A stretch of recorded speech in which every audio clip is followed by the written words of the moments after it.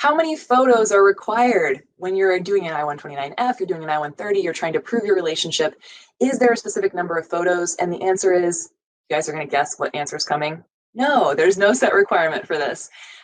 It is all a question of how you've constructed your relationship argument and what other types of evidence you have. I will say that there seem to be some myths going around that you need to have an entire photo album and things like that. That's not true.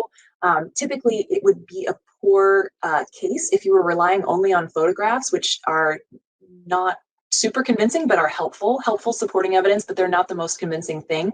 So you really should not have a case where you're relying heavily on photos alone. I'll tell you from just a general rule of thumb, a lot of you are always looking for like, just give me a general rule of thumb.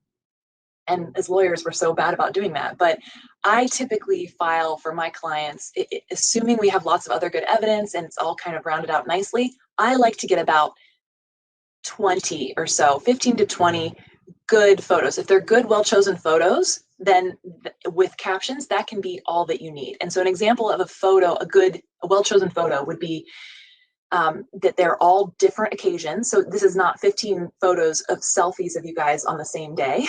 This is, different times, different places, you with different people, like your family and his family and friends, or at a work event, in public or with the kids, showing time passing, like different hairdos and different seasons and things like that. If you have just a really nice blend of photos to capture different moments of your life and your relationship together, then 15 to 20 well-chosen photos really should be all you need.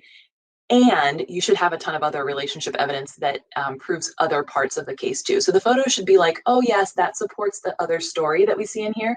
And this is a really cute couple. I can see them being a couple. Like, it makes sense visually. So getting that visual component can be great, but just make sure that that's not the only requirement. We do actually have a free resource on our website, immigrationforcouples.com.